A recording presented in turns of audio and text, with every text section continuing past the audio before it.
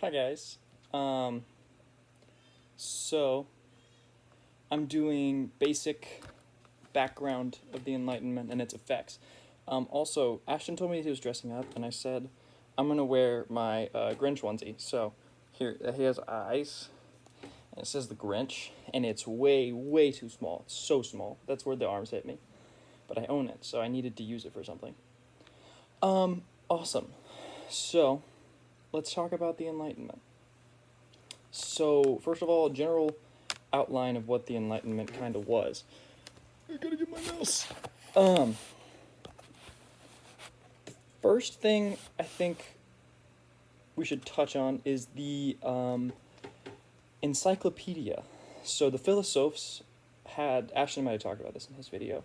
The Philosophes had this concept of the encyclopedia that was going to be a containment of all of the human knowledge that existed. And that, I think, kind of is a good outline of what the Enlightenment believed it could do.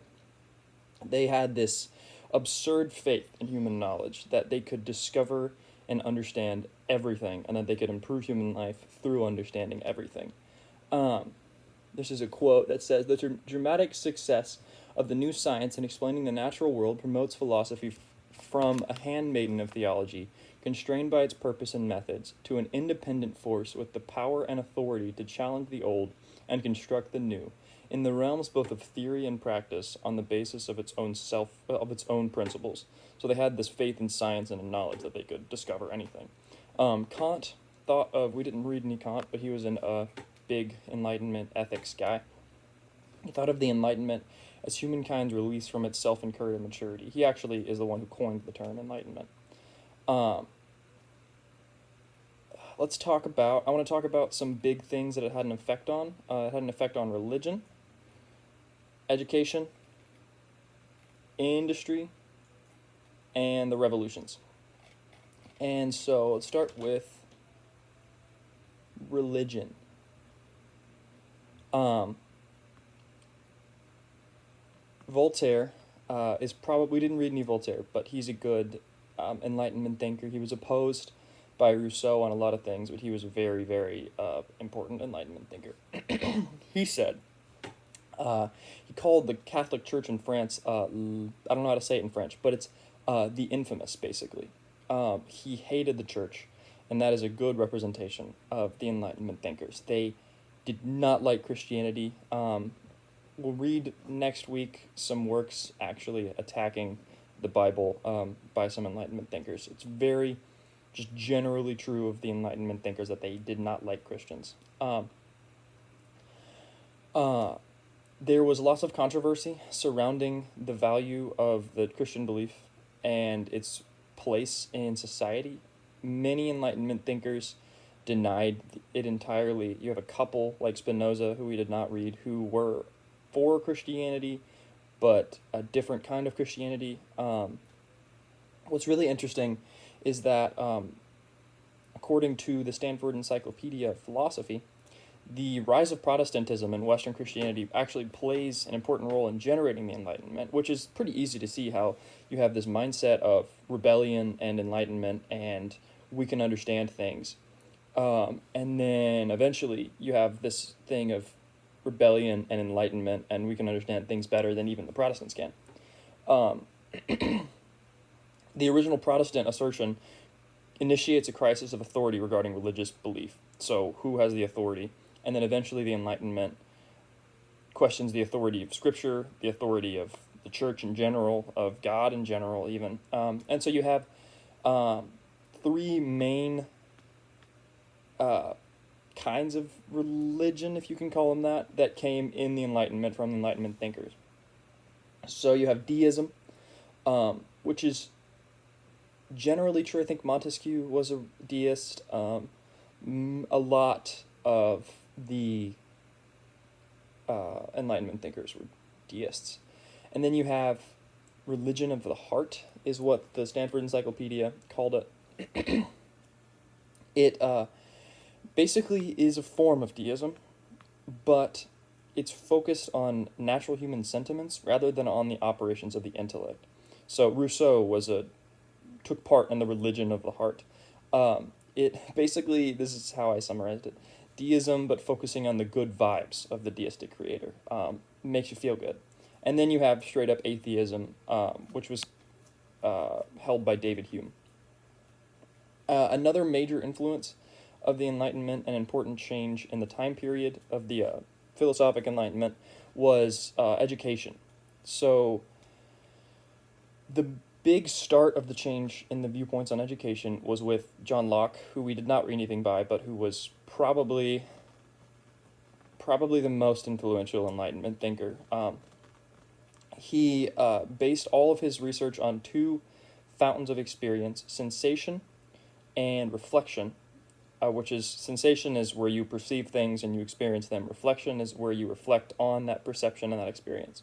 His whole thing was the tabula rasa, the blank slate. So every mind was a blank slate that could be written upon. However, he also believed that some minds had a greater potential than others. So some people could be educated better than others, which is interesting because it's not really tabula rasa if some can be educated better than others.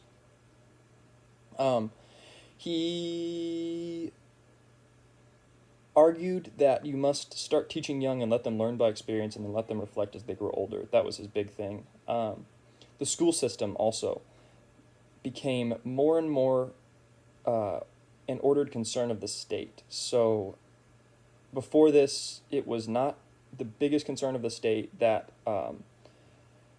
the people be educated. But at this point in time, they started to realize that the more educated your society was, the better off you were in general. So they started to care more about it. The state also recognized that school instruction depended on the standard of education of the teachers. So they started to build teaching colleges, but the teaching profession still did not provide a living wage. They were expected to teach and also like work the fields during harvest time. They were allowed 6 weeks off so that they could work the fields. But it is the birth of teaching, modern teaching, in the way that we think of it. Ever since the 16th century, the universities as such, pre-Enlightenment, started to decline. So because of the religious wars.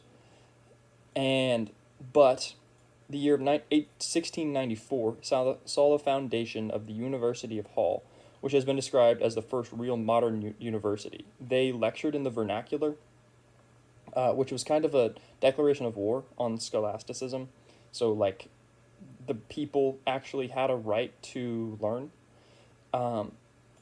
Another important movement was in 1695, August Hermann Frank makes a school for kids that can't pay for education. It quickly grows into 3 separate schools and a girls' school. So there was like a school for the really uneducated, there was a school for people who could pay, and then there was a straight-up boarding school, and then for a year only, I think, there was a girls' school. It also had like a strict regiment that you had to follow.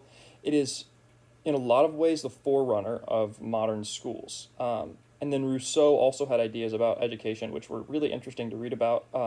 In his book Emile, which is a fictional work, he writes about education. And his aim throughout is to show that natural education, unlike societal artificial education, that's what he calls it, enables Emile, the main character, to become a more social, moral, and rational being while remaining true to his original nature, which kind of just follows his hatred of society as a whole.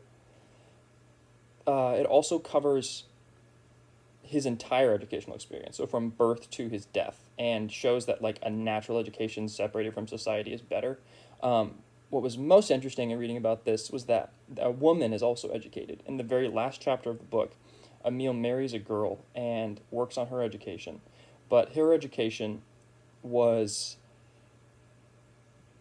practical is what they called it, but what it sounded like was she was educated to be a housewife to serve her husband, which is interesting that during this time period we still have sexism. And then industry, the next big thing.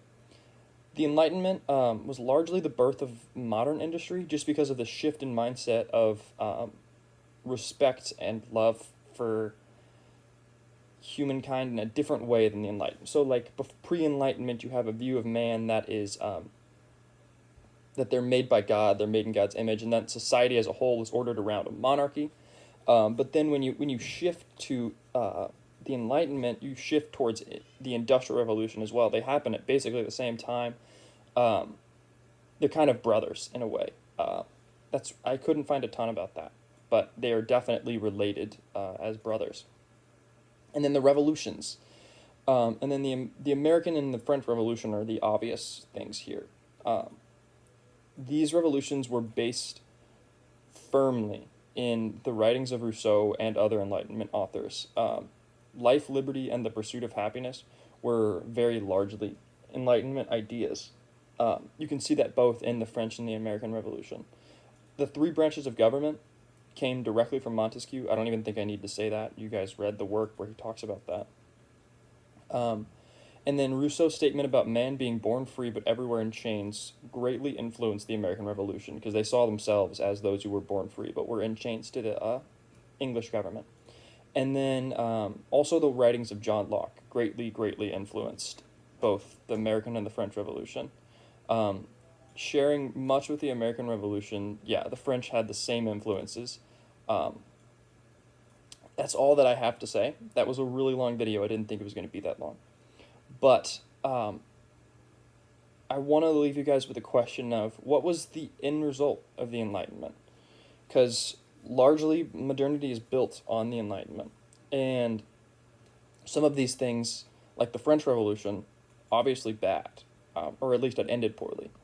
But the American Revolution, I think most Americans don't really see it as a negative thing, and it would not have happened without the Enlightenment.